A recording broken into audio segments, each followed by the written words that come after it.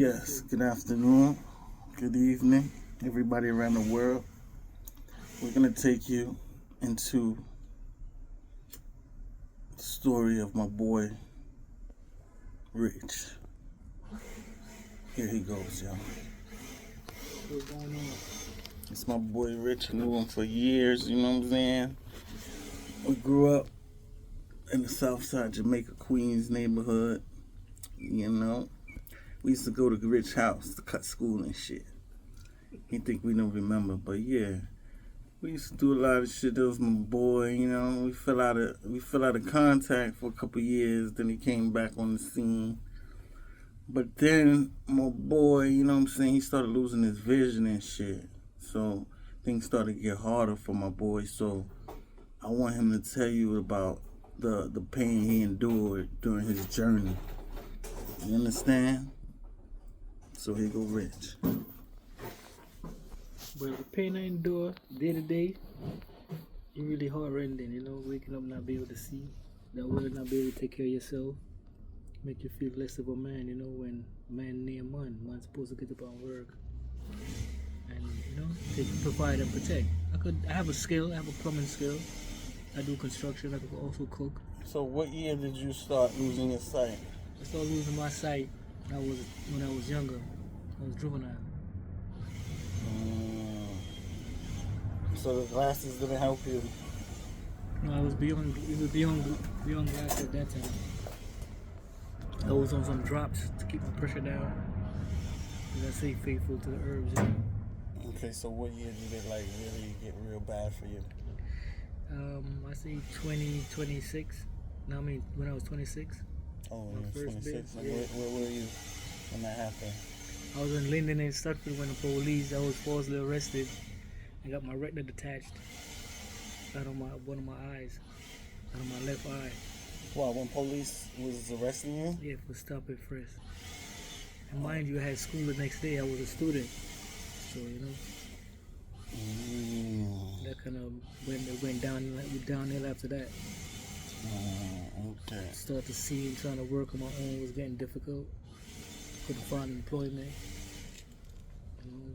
It's an everyday struggle. And is nothing that, like medical procedures, nothing they could do that can assist you?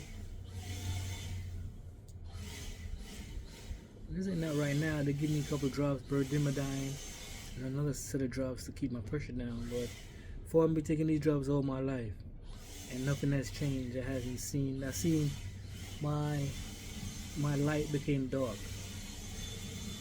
I watched my vision became dark, and that's kind of. It's kind of mentally frustrating, Yes, isn't it? it is. Yes, it is. So what kind of things help you along the way to keep your mental? Well, I have a good friend. I got a good friend that I say knew for a long time. He keeps me up. I listen to a lot of music. I try to read a lot, audiobooks. I try to keep my mind occupied, and I try to think about what I don't have, but what I do have, which is life. So the people who take life for granted, what message you got to tell them?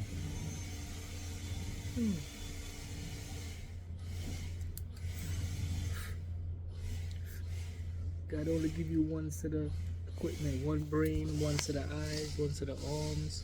Just take care of yourself, health-wise, internal-wise. See a doctor. If you go inside in the sun with your shades, Sometimes these doctors, they may think that we may not think they be telling the truth, but at the end of the day, they're the one that got the degrees and the scholarships and stuff like that. So sometimes you do have to listen to them,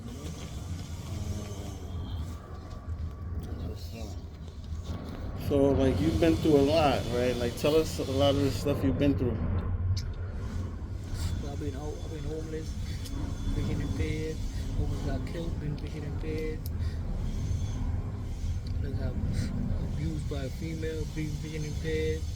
You name it. It's like I live a normal life with a person with eyes that go through what I'm not supposed to go through with our eyes. So what's the worst thing you face? Oh, death! I came close to death. And what happened? The gun jam. Dungeon, explain that. Um, he popped off on me. I wasn't dirty. He popped off. He tried to squeeze and the jam both times. And where was that? I was in Louisiana. Louisiana, that's where you from? No, What other places you been?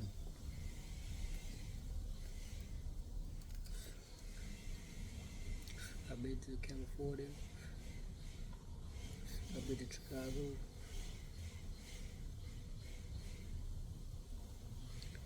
I haven't really messed with the Midwest like that. Really, there's a few states. I want to go some more, travel some more to see before my eye take me.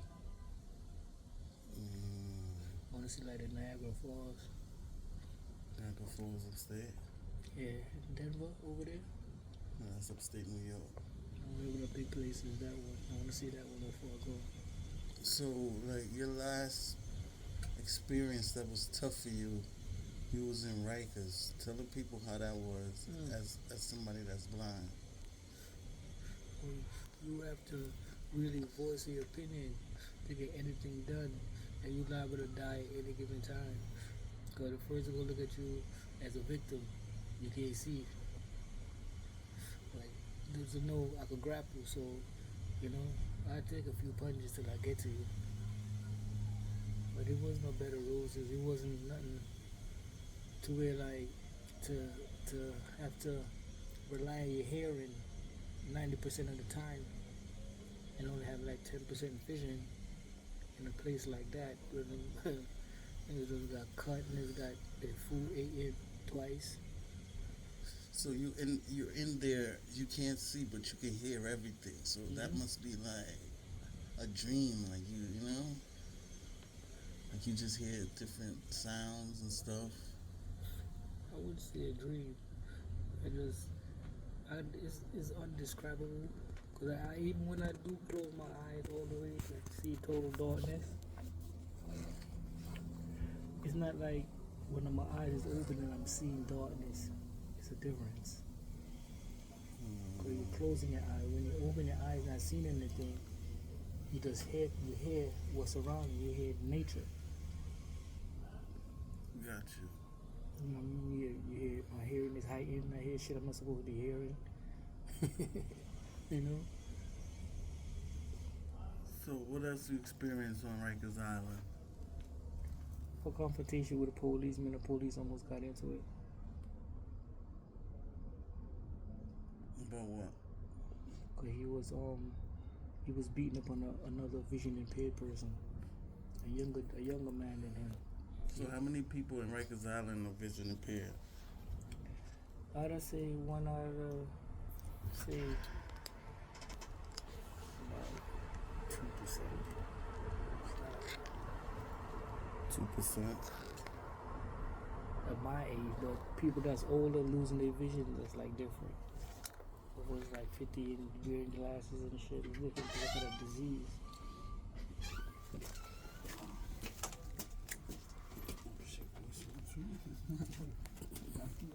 Alright, man, G.